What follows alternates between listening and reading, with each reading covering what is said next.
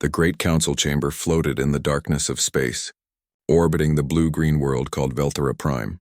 Inside, representatives from 40 different species sat in their assigned seats, their forms as varied as the stars themselves. Some breathed oxygen, others methane. Some stood on 2 legs, others on 6. But today they all shared the same expression of worry and fear. Ambassador Thelvor stepped onto the speaking platform. His silver skin reflected the lights of the chamber as his 4 eyes scanned the assembled crowd. He carried a data tablet in his 3-fingered hand, and everyone knew what news it contained. The chamber fell silent. Honored members of the Galactic Council, Thelvor began, his voice translator converting his words into dozens of languages simultaneously. I stand before you today to confirm what we have all suspected for many years. After 2 centuries of silence, countless failed contact attempts, and the loss of 17 scout missions to the Sol system, the Vex Collective Science Division has reached a final conclusion. He paused, letting the weight of his words settle. Humanity is extinct. Murmurs rippled through the chamber. Some species showed their distress through color changes in their skin. Others released pheromones of sadness. The humans had been one of the founding members of the Council, back when the galaxy knew peace. Their loss meant something, even after 200 years. Counselor Mira of the Lyros Federation stood from her seat. Her people resembled tall, slender cats that walked upright, and her fur bristled with agitation. Ambassador Thelvor, extinction is a strong word. Perhaps the humans simply chose isolation? They were always an independent species. Thelvor shook his head. The evidence is clear, Counselor. The Sol system is dark. No communications. No energy signatures beyond natural stellar radiation. The planets show no signs of industrial activity. Earth itself appears abandoned. Whatever happened during the Great Collapse 2 centuries ago, humanity did not survive it. Admiral Corvin of the Dravik fleet rose next. His species looked like upright bears covered in thick gray fur, and his voice rumbled like distant thunder. Then we must focus on the present threat. The Krell Dominion has taken 12 systems in the past year alone. They show no signs of stopping. We need reinforcements, not archaeological missions to dead worlds. The chamber erupted in debate. Species argued over resources, defensive positions, and evacuation plans. The Krell Dominion had appeared from the outer edges of known space 50 years ago, and their advance had been relentless. They conquered worlds, stripped them of resources, and enslaved any populations that survived. The Council's military forces had won some battles but lost far more. Slowly, inevitably, the Krell were winning the war. Thelvor raised his hands for silence. Admiral Corvin speaks wisdom. We cannot waste resources on the past. I move that we officially close all investigations into the Sol system and redirect those assets to the war effort. I disagree, Mira said quietly, but her voice carried across the chamber. We should attempt contact one final time. The humans were our allies once. If even a small chance exists that they survived, we owe them that courtesy. And perhaps we need them. Thelvor's skin flushed with anger. Need them? Counselor Mira. Humanity abandoned us 200 years ago. Even if they somehow survived, why would they help us now? The vote was called. Most species sided with Thelvor. Resources were too limited, the war too desperate. Earth and humanity would be officially declared extinct, and the Council would move forward without them. Mira voted against the measure, but she was in the minority. The decision was made, but Counselor Mira was not someone who accepted defeat easily. After the session ended, she walked through the quiet corridors of the station until she reached the military command wing. She found Captain Dalen in his quarters, reviewing star charts and looking as cynical as ever. Captain, Mira said, entering without knocking, I have an assignment for you. Dalen looked up from his charts. He was from a species called the Rin, humanoid but with blue-gray skin and eyes that could see into the infrared spectrum. He had fought in a dozen campaigns against the Krell and had the scars to prove it. If this is about another suicide mission, Counselor, I'd rather pass. Just one more flight to the Sol system, Mira said. Unauthorized. Off the records. One final attempt to reach Earth before we abandon them forever. Dalen laughed bitterly. You heard the Council. Earth is dead. I've read the reports from the previous missions. The ones that made it back described a system completely dark. No response to any hails, nothing. Then it should be a quick trip, Mira countered. Jump in, confirm there's nothing, jump out. Add your own report to the pile and I'll accept the truth. But I need to know for certain. Something in her voice made Dalen pause. He studied her face and saw genuine pain there. The Lyros Federation had been close allies with humanity back before the collapse. Perhaps she had even known humans personally. Fine, Dalen said finally. But I'm taking a small ship. Fast and quiet. If the Krell have somehow moved into the Sol system, I don't want to be caught in something heavy and slow. Take whatever you need, Mira said, but leave within the hour, before anyone notices. 2 days later, Dalen's ship, the Swift Arrow, dropped out of dark space at the edge of the Sol system. His crew consisted of 3 others, all veterans who trusted his judgment even when they thought he was crazy. And right now they definitely thought he was crazy. Sensors show nothing unusual, reported his navigation officer. The star is stable. Planets are in their expected orbits. No artificial energy signatures detected. Dalen stared at the main view screen. In the distance, barely visible, was the small blue world called Earth. It looked peaceful from here. Beautiful even, but according to every scan they ran, it was also completely dead. Take us in closer, Dalen ordered. Maybe the automated defense systems are still active and just not responding to hails. The Swift Arrow moved deeper into the system, passing the orbit of Mars. Still nothing. No satellites, no defense platforms, no debris from any recent activity. Just empty space and silent planets. This is pointless, muttered the weapons officer. Let's confirm the readings and get out of here. They approached Earth's moon and Dalen prepared to order a final scan of the planet itself. He would file his report, tell Counselor Mira that she was right to try but wrong to hope, and they would all move on with fighting a war they were slowly losing. Then the sensors started screaming. Captain, the navigation officer shouted. I'm detecting thousands of heat signatures on Earth's surface. Power generation. Industrial activity. They're everywhere. That's impossible, Dalen said, but he was already looking at the data himself. The planet wasn't dead. It was very much alive. Before he could process what he was seeing, a communication channel opened on its own. A voice spoke in perfect galactic standard, clear and professional and undeniably human. Unknown vessel, identify yourself immediately. You are in restricted Earth defense space. You have 10 seconds to comply before we activate countermeasures. Dalen found himself smiling for the first time in years. This is Captain Dalen of the Galactic Council ship Swift Arrow. We come in peace. We thought you were extinct. There was a long pause on the other end. When the human voice returned, it sounded confused and almost amused. Extinct? Captain, we've been waiting 200 years for someone to call. Transmitting landing coordinates now. Welcome to Earth. Captain Dalen could hardly believe what he was seeing through the view screen of the Swift Arrow as they descended through Earth's atmosphere. His crew sat in stunned silence, their eyes fixed on the landscape below. The planet had changed completely. Where ancient records showed sprawling surface cities, Dalen now saw mountain ranges dotted with massive structures built directly into the rock. Huge platforms rose from the ground, bristling with weapons that tracked their ship as it passed overhead. Energy shields shimmered over population centers like protective bubbles. This was not the Earth of 200 years ago. This was a fortress world. Landing beacon is guiding us to coordinates near the old city of Sol. His navigation officer said quietly, Captain, those defensive platforms could vaporize a Krell battleship. What happened here? That's what we're about to find out, Dalen replied. The human operator who had contacted them, a woman named Hannah, had been professional, but clearly surprised by their arrival. She had asked about the Galactic Council 3 times, each time with more disbelief in her voice.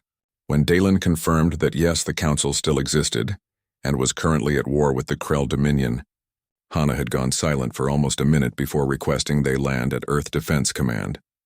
The Swift Arrow touched down on a landing pad carved into the side of a mountain. As the crew prepared to disembark, Dalen noticed armed soldiers taking positions around the landing zone.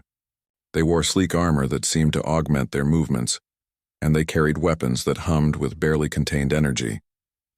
These were not the humans he remembered from the history files. These were warriors. A woman approached the ship. She walked with confidence and wore a military uniform marked with symbols of rank. Her black hair was pulled back tightly, and her dark eyes studied the Swift Arrow with professional interest. Captain Dalen, she said in Galactic Standard. I'm Hannah, Communications Officer for Earth Defense Command. Director Taeyang is waiting for you inside. Your crew is welcome to join us, though I must ask that you leave your weapons on the ship.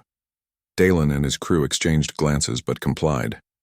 They followed Hana through a massive blast door that was at least 5 meters thick. The corridor beyond was wide and well lit, with humans moving purposefully in both directions. Some pushed carts loaded with equipment. Others reviewed data on tablets. Everyone seemed focused, efficient, and ready for something. You seem surprised to see us, Hana said as they walked. The galaxy believed humanity was extinct, Dalen answered honestly. For 200 years, Earth has been completely silent. No communications, no ships, nothing. Hana nodded slowly. That was intentional. We made a choice back then, and not everyone agreed with it. But it was necessary. They reached a conference room deep inside the mountain facility. The door slid open, revealing a large space dominated by a holographic display of the galaxy. A man stood studying the display, his hands clasped behind his back. He turned as they entered. Captain Dalen, the man said. I'm Director Taeyang, head of Earth Defense Command. Please sit. We have much to discuss. Taeyang was in his 50s with gray streaks in his dark hair and the bearing of someone who had spent decades making difficult decisions. He gestured to chairs around a table, and Dalen's crew sat nervously. I'll be direct, Taeyang began. 200 years ago, Earth's long-range sensors detected something at the edge of known space. A massive fleet of ships unlike anything we'd seen before. They were destroying everything in their path. No communication, no mercy, just systematic annihilation. The Krell, Dalen said. Yes, though we didn't know that name then. We brought this information to the Galactic Council. We warned them that something terrible was coming, and we needed to prepare for total war. Do you know what the Council told us? Dalen shook his head. They told us not to worry, that the galaxy had faced threats before and survived, that we should focus on diplomacy and understanding rather than military preparation. They believed that any species could be reasoned with, given enough time and effort. Taeyang activated the holographic display. It showed Earth as it had been 2 centuries ago, with billions of people living on the surface in massive cities. We realized the Council wasn't going to prepare for what was coming, so humanity made a choice. We went dark. We cut all communications with the galaxy. We recalled every human ship and citizen from alien worlds, and we spent the next 200 years doing something the Council refused to do. The display changed, showing construction projects on a massive scale, entire cities being moved underground, factories being built inside mountains, shipyards in orbit around the moon. We prepared for war, Taeyang said simply. A door opened and another human entered. She was younger than Taeyang, with sharp features and wearing a technician's uniform. This is Mirai, our chief engineer. She's been dying to meet aliens who aren't trying to kill us. Mirai smiled and bowed slightly. The technology you brought with you is fascinating. Our sensors picked up your dark space engine signature from millions of kilometers away. May I ask what model drive system you're using? Dalen's weapons officer answered. Standard Vex Collective Mark 7. It's the most common military drive in the galaxy. Interesting, Mirai said. We've developed something different. Would you like to see our production facilities? They spent the next 3 hours touring Earth Defense Command. Dalen saw factories producing warships at a pace that seemed impossible. Each ship was sleek and angular, covered in armor plating that Mirai claimed could withstand direct hits from plasma weapons. The weapon systems themselves were entirely new designs. Railguns that fired projectiles at incredible speeds and energy weapons that focused beams with surgical precision. In the training facilities, soldiers practiced in powered armor that enhanced their strength and speed. By orders of magnitude, they moved through obstacle courses that would kill an unaugmented human, but these soldiers treated them like simple exercises. How many ships do you have? Dalen asked. Currently operational? 600 warships of various classes, another 300 in final construction phases. We can produce approximately 20 new ships per month, though that number increases if we shift more resources to production. Dalen's navigation officer did quick calculations in his head. Captain, the entire Galactic Council fleet has maybe 800 ships total. Humanity alone has nearly as many. And you've been building this force for 200 years? Dalen asked Taeyang. Every generation has contributed, Taeyang confirmed. My great-grandmother helped design the first underground cities. My grandfather commanded the first prototype warship. My father established our intelligence network. This has been the work of all humanity, unified by a single purpose. They returned to the conference room. Dalen sat down heavily, trying to process everything he had seen. His species had fought the Krell for decades and barely held them back. Humanity had spent 2 centuries preparing to fight them and hadn't fired a single shot yet. "Why did you go silent?" Dalen asked. "You could have helped us. All those worlds the Krell destroyed, all those billions who died. You could have stopped it." Taeyang's expression hardened. "Could we, Captain? 200 years ago, humanity numbered 12 billion people. We had one heavily populated world and a few small colonies. If we had tried to fight the Krell then, we would have been destroyed within a decade. The Council wouldn't prepare, so we had to. And preparation requires time and secrecy." "The Council thinks you abandoned them," Dalen said. "Perhaps we did," Taeyang admitted. "It's a burden we'll carry. But we're ready now. You said the Krell are advancing, that the Council is losing. How long before they reach the core worlds? Months, maybe less. They just destroyed the Hylas defense fleet last month. We've been evacuating civilians from 3 systems. It's not going well." Hana spoke up from where she stood by the wall. "Director, if the Council is that desperate, maybe we should accelerate the timeline." Taeyang nodded slowly. "Captain Dalen, return to the Galactic Council. Tell them that humanity is not extinct. Tell them that Earth is willing to enter the war. But on our terms." "What terms?" Dalen asked. "We fight as equals, not as subordinates. Earth Defense Command operates independently. We share intelligence, coordinate strategy, but we maintain our own chain of command. Can the Council agree to that?" Dalen thought about Ambassador Thelvor and the species who still resented humanity's disappearance. He thought about the desperate need for reinforcements and the billions of lives hanging in the balance. "I'll take your message to them," Dalen said, "but I can't promise they'll accept." "Then tell them this," Taeyang said. "The Krell are coming for everyone. The Council can choose to fight alongside humanity, or they can face extinction alone. We've prepared for this war for 200 years. We're ready. The question is whether the galaxy is ready for us." As the swift arrow lifted off from Earth's surface, Dalen watched the fortress world shrink below him. Hana's final transmission echoed in his mind. "Tell them we're coming, Captain, and tell the Krell their reckoning has arrived."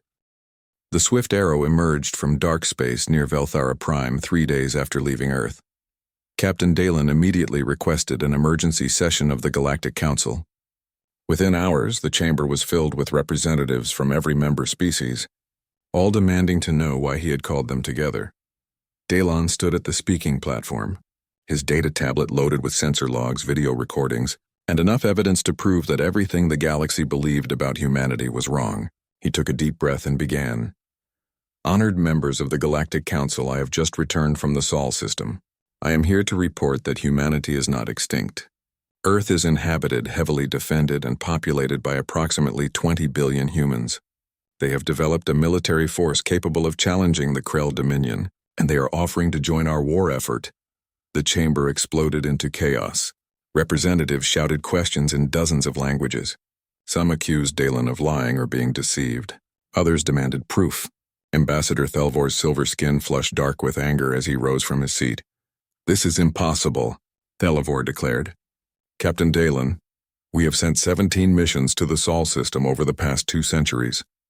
None reported any signs of human civilization. Are you suggesting they were all wrong?" "I'm suggesting they weren't looking closely enough," Dalen replied.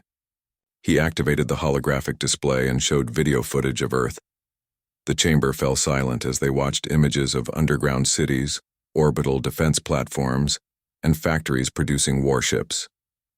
He showed them recordings of his conversation with Director Taeyang and the tour through Earth Defense Command.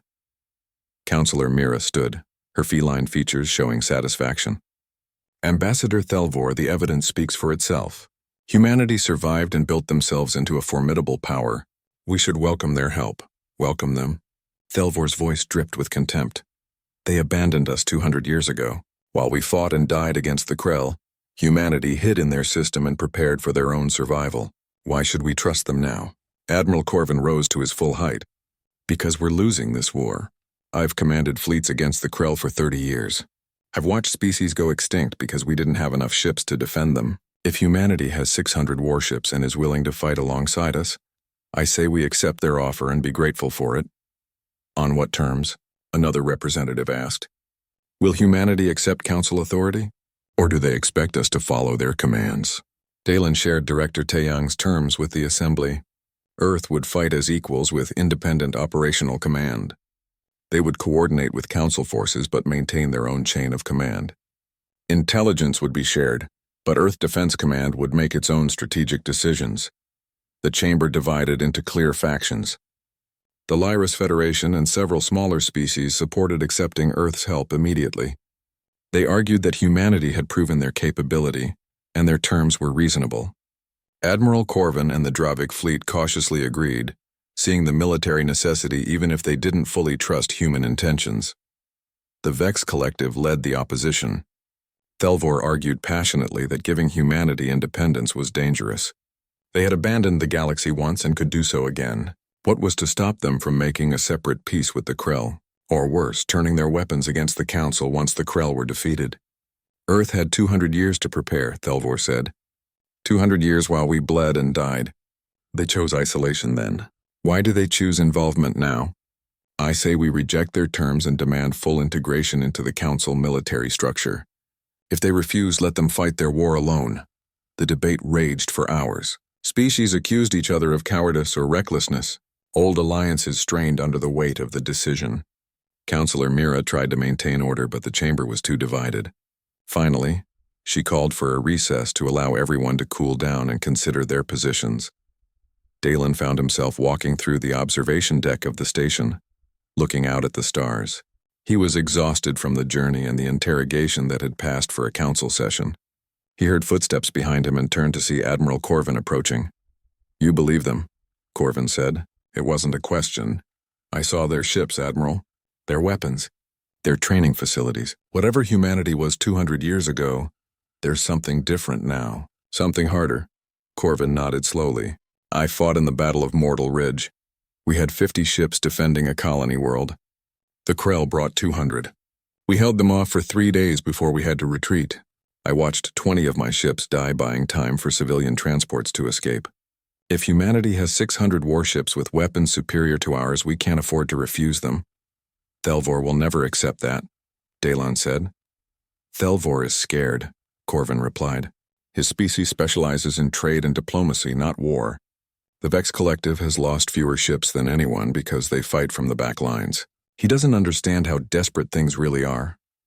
Before Dalen could respond, alarms began blaring throughout the station. Red emergency lights flickered on. A voice came over the station's communication system, speaking in urgent tones. "All military personnel report to command immediately. The Krell have launched a major offensive against the Hylas system. All available ships are to deploy within the hour." Corvin's expression went grim. "Hylas is one of our agricultural worlds. 3 billion civilians. If it falls, we lose a major food source. Half the fleet will starve within a year." They rushed to the military command center. The chamber was filled with officers coordinating defensive positions. Admiral Corvin took his position at the command table and studied the tactical display. The news was worse than Dalen expected. Krell long-range scouts had detected a massive battle fleet heading toward Hylas. Over 400 warships supported by countless smaller attack craft. The Council could only muster 130 ships to defend the system, and most were still days away from reaching defensive positions. "We're outnumbered 3-1, an officer reported. "Recommended action is immediate evacuation of all civilian population centers." "Evacuation will take weeks," another officer countered. "We don't have that much time. The Krell fleet will arrive in 2 days." Corvin studied the display with the expression of someone who had already lost too many battles. "We fight. Every ship we have. Buy as much time as possible for the evacuation. Maybe we get lucky." Dalen knew what that meant.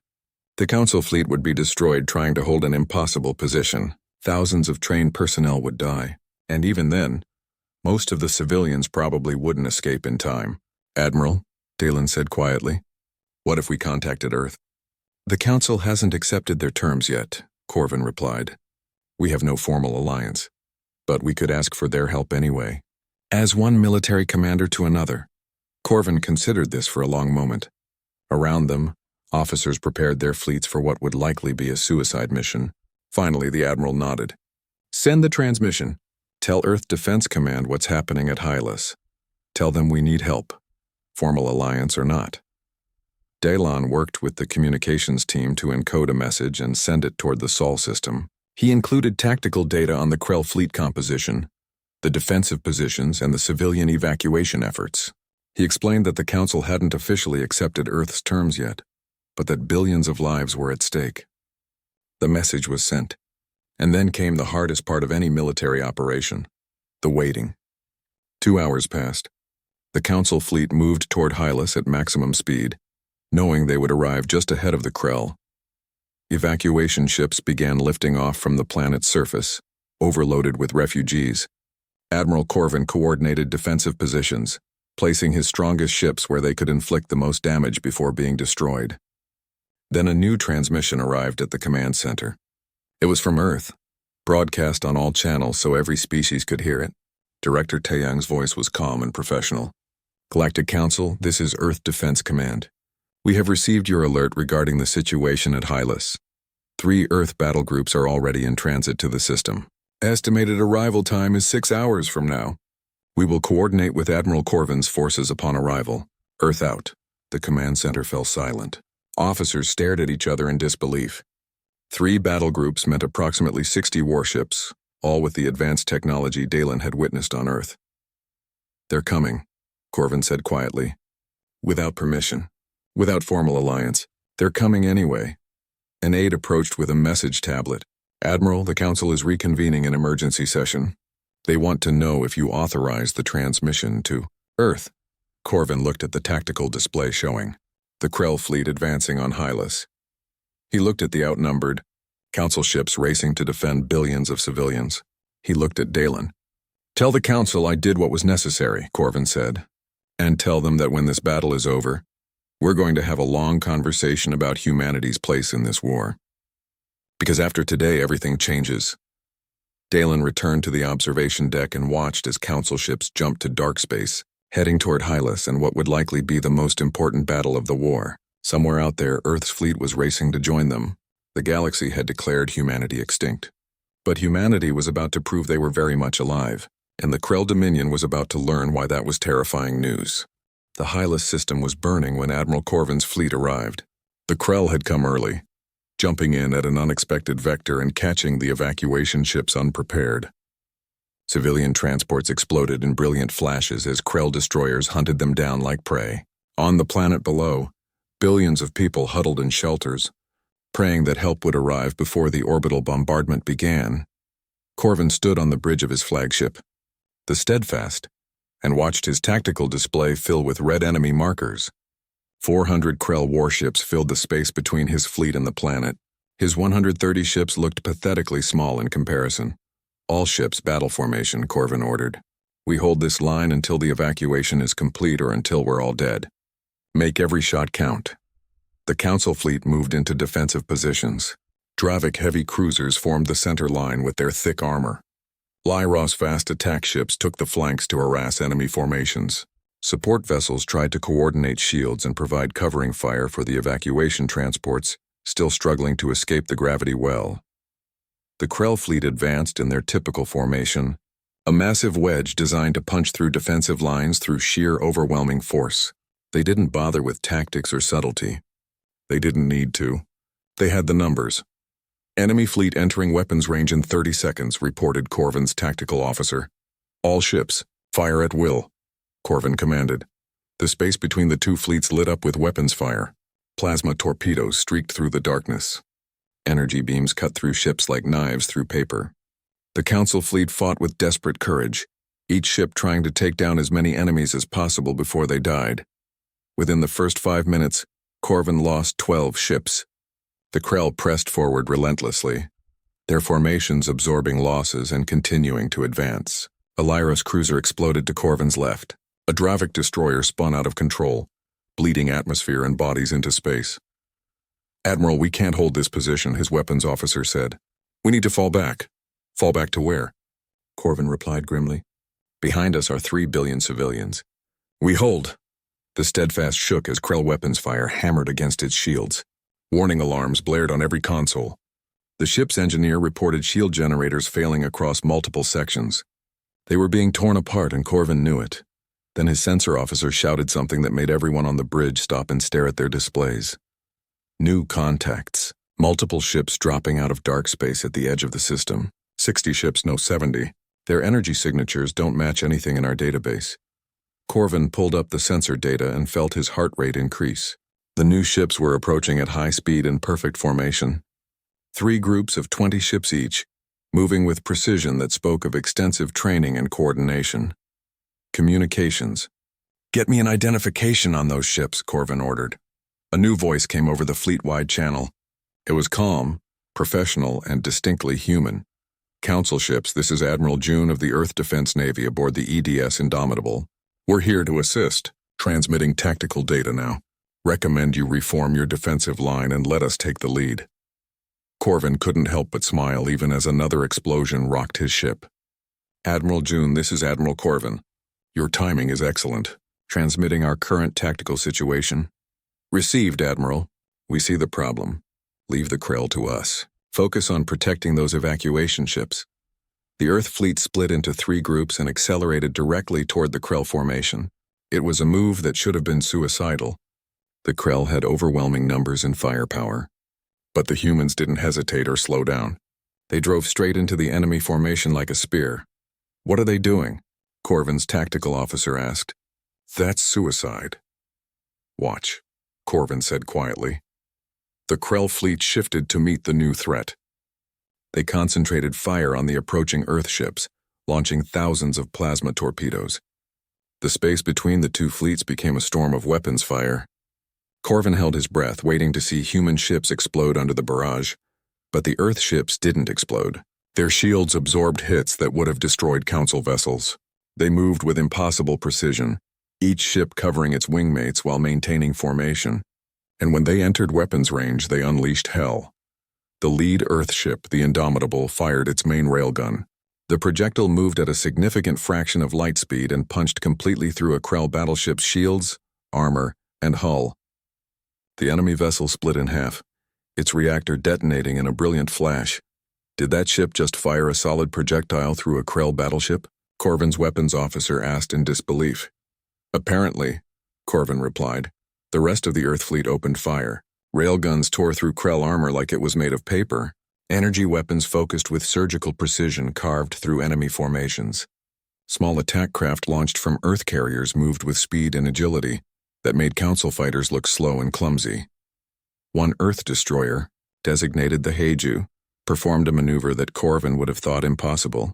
Its commander, Captain Bora, accelerated her ship directly through a gap in the Krell line while simultaneously spinning 180 degrees. While moving forward at high speed but facing backward, the Heiju fired its entire rear weapons array into the Krell formation, crippling 3 heavy cruisers in seconds. How is that even possible? Someone on Corvin's bridge whispered. The Krell fleet was in chaos. They had never faced an enemy like this. For decades, they had won through brutality and overwhelming numbers. But humanity fought with cold calculation and tactical superiority. Every Earth ship knew exactly where to be and when to fire. They exploited weaknesses in the Krell formation that Corvin hadn't even noticed. Aboard the Indomitable, Admiral June coordinated the battle with the help of his tactical officer, Hannah. She had transferred from Earth Defense Command specifically for this mission, and her ability to predict enemy movements was almost supernatural. "Krell second wave preparing to flank our position," Hannah reported. "Battle Group 2, shift to intercept," June ordered calmly. "Battle Group 3, pursue the retreating destroyers. Don't let them regroup." 20 Earth ships peeled off from the main formation and moved to block the Krell flanking maneuver. The enemy vessels tried to scatter, but human targeting systems were too accurate. Ship after ship fell to precisely aimed weapons fire. Engineer Mirai's voice came over the fleet channel from the Indomitable's engineering section. "Admiral, all weapon systems operating at optimal efficiency. Shield generators holding at 70% capacity. We can maintain this pace indefinitely." The battle raged for 2 hours. The Krell threw everything they had at the Earth fleet, but it wasn't enough. Human ships absorbed punishment that would have destroyed Council vessels and kept fighting. Their weapon systems never seemed to run out of ammunition. Their shields regenerated faster than the Krell could damage them. Corvin watched in amazement as the tide of battle turned completely. The Krell fleet, which had outnumbered the defenders 4-1, was being systematically destroyed. Ships that tried to flee were hunted down by Earth attack craft. Ships that stood and fought were torn apart by railgun fire. The Krell commander finally realized he was losing and ordered a full retreat. What remained of his fleet, less than half of what he'd brought to the battle, jumped to dark space and fled the system. The Earth fleet didn't pursue. Instead, they took defensive positions around the planet and began coordinating with Council ships to assist the evacuation efforts. Corvin ordered his damaged flagship to limp toward the Indomitable. Admiral June approved a docking request, and within an hour, Corvin found himself walking through the corridors of a human warship for the first time. The ship was clean and efficient. Crew members moved with purpose, showing no signs of the battle fatigue that Corvin's own crew exhibited. When he reached the bridge, Admiral June stood waiting for him. June was a tall man with graying hair and eyes that missed nothing. He offered his hand in the traditional human greeting, and Corvin took it carefully, aware that his species was much stronger than humans and not wanting to cause injury. "Admiral Corvin," June said. "Thank you for holding the line until we arrived. Your crews fought bravely." "Thank you for saving us," Corvin replied honestly. "We were minutes from being overrun. I've fought the Krell for 30 years and I've never seen them retreat before. They've never faced humanity in open battle before," June said simply. "The Krell win through numbers and brutality. We win through preparation and precision." Corvin looked around the bridge. The crew worked calmly at their stations, showing no excitement or pride over their victory. They behaved like they had simply completed a routine training exercise rather than winning one of the most important battles of the war. "How did you do it?" Corvin asked. "Your ships, your weapons, your tactics. Everything is so far beyond what the Council has. How did you achieve this in 200 years? June gestured to Hana, who pulled up a tactical display. "We spent those 200 years studying war, Admiral. Every battle the Council fought against the Krell, we watched and learned. We studied their tactics, their strategies, their weaknesses. We built our weapons and trained our soldiers specifically to counter everything the Krell do well." "You prepared for this exact war," Corvin said. "Yes, and now that we're here, we intend to finish it." Corvin felt something he hadn't felt in years: hope. Real, genuine hope that maybe the galaxy could win this war after all. "What happens now?" he asked. "Now we talk to the Galactic Council," June said. "We've proven we can fight. The question is whether the Council is ready to let us fight alongside them as equals." Corvin thought about Ambassador Thelvor and the species who still didn't trust humanity. He thought about the politics and the debates and the endless committees. Then he looked at the tactical display showing the destroyed Krell fleet. "After today, Admiral, I don't think the Council has a choice. You've just changed everything." The Galactic Council chamber was more crowded than Captain Dalen had ever seen it. Every species had sent their highest-ranking officials. Military commanders stood alongside political leaders. Even species who rarely attended council sessions had sent representatives. Everyone wanted to witness what would happen next. At the center of the chamber stood Director Taeyang. He had arrived on a massive diplomatic carrier that also served as a mobile command center. The ship's presence in orbit above Velthara Prime sent a clear message. Humanity was here to stay, and they had the power to back up their words. Counselor Mira called the session to order. "Director Taeyang, the Galactic Council welcomes you and thanks Earth for its assistance at Hylas. 3 billion lives were saved because of your intervention." Taeyang bowed slightly. "We did what was necessary. The Krell threatened innocent lives and we had the ability to stop them. The choice was simple." Ambassador Thelvor stood, his silver skin still showing the dark flush of anger that had been present since news of the battle reached the Council. "Director Taeyang, Earth's military capabilities are impressive. No one can deny that after watching recordings from Hylas. But the Council must address a fundamental question. Can we trust humanity? You abandoned the galaxy 200 years ago. You built an army in secret. You only revealed yourselves when you chose to. What guarantees do we have that you won't simply disappear again when it suits you?" The chamber murmured in agreement. Several species nodded their heads or displayed their own versions of approval. Thelvor had voiced the concern that many felt but were afraid to express directly. Taeyang didn't appear angry or defensive. Instead, he looked tired, like someone who had expected this question and had already spent years thinking about the answer. "Ambassador Thelvor, You're right to question our trustworthiness. Humanity made a choice 200 years ago that caused suffering across the galaxy. Worlds fell to the Krell that we might have saved if we had stayed and fought alongside you. That burden is something we will carry forever. The chamber fell silent. No one had expected such a direct admission. But let me explain our reasoning, Taeyang continued. 200 years ago, humanity had 12 billion people and limited military resources. The Krell had already destroyed dozens of civilizations. We brought evidence of this threat to the Council and asked for a unified military buildup to prepare for total war. The Council refused. They believed in diplomacy and peaceful resolution. So humanity faced a choice: stay and die alongside everyone else, or retreat and prepare ourselves to fight another day. You chose survival over honor, Thelvor said coldly. We chose survival over extinction, Taeyang corrected. And now we're here with 600 warships and the capability to build many more. We can train your soldiers. We can share our weapons technology. We can coordinate strategies and operations. But we cannot do any of that if the Council spends months debating whether to trust us while the Krell continue advancing. Admiral Corvin stood from his seat. His species respected actions more than words, and his voice carried weight throughout the chamber. I fought at Hylas. I watched my fleet get torn apart by overwhelming numbers. I watched my crews die buying time for civilians to escape. And I watched Earth's fleet arrive and destroy a Krell force that outnumbered them more than 2 to 1. Director Taeyang, the Dravik fleet stands with humanity. We will fight alongside you. Several other military commanders stood and voiced their support. The Lyros Federation had never wavered in backing Earth. Smaller species who had suffered greatly under Krell attacks saw humanity as their best hope for survival, but the Vex Collective and their allies remained opposed. They argued that giving Earth too much independence was dangerous.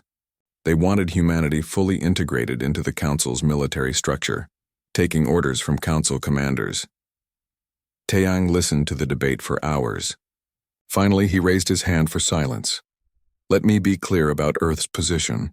We will fight the Krell whether the Council approves or not. We will defend innocent worlds and evacuate civilians from war zones. We will share intelligence about Krell movements and coordinate with any Council forces willing to work alongside us. But we will not subordinate Earth Defense Command to Council authority. Our military remains independent. That's unacceptable, Thelvor declared. The Council cannot allow an independent military force to operate without oversight. Then the Council will watch as we operate anyway, Taeyang replied. His voice remained calm, but there was steel beneath the words. Ambassador, my people spent 2 centuries preparing for this war. We built ships, trained soldiers, and developed strategies specifically designed to defeat the Krell. We don't need your permission to do what we've always planned to do. The chamber erupted in arguments. Species shouted at each other in dozens of languages. Counselor Mira struggled to maintain order as decades of tension and fear boiled over into open conflict. Then Captain Dalen did something unexpected. He walked to the center of the chamber and activated the holographic display without permission. Images appeared showing Krell fleet movements from the past month. Territory changes, casualty estimates, projections of how much time remained before the Krell reached the Council's core worlds. Look at this, Dalen shouted over the noise. Look at what's happening while we argue about politics. The Krell are winning. They've taken 4 more systems in the past month. They're not slowing down, they're accelerating. At this rate, they'll reach Velthera Prime within a year. The chamber fell silent as representatives stared at the projections. I've been fighting this war for a decade, Dalen continued. I've seen species go extinct because we didn't have enough ships to defend them. I've watched civilians die by the billions, and now finally we have allies strong enough to turn the tide. But instead of accepting their help, we're debating trust and authority while people are dying. He turned to face Taeyang. Director, I can't speak for the Council, but I can speak as a soldier who's tired of losing. Earth has proven themselves. If the Council is too proud or too scared to accept your help, then I'll resign my commission and fight alongside humanity as a private citizen. Because I'd rather follow commanders who know how to win than politicians who can't admit when they need help. Several other military officers stood and voiced their agreement. Even some civilian representatives nodded in support. The mood in the chamber began to shift. Counselor Mira recognized the moment for what it was. I call for an immediate vote. The Council will decide whether to accept Earth's terms and form a full military alliance. Those in favor? The vote was close, but it passed. The Lyros Federation voted yes. The Dravik fleet voted yes. Most of the smaller species voted yes. Even some members of the Vex Collective broke ranks with Thelvor and supported the measure. When the tally was complete, the alliance between Earth and the Galactic Council was official. Thelvor stood and walked out of the chamber without saying a word. Several other Vex representatives followed him, but not all. The Vex Collective was divided, and everyone knew it.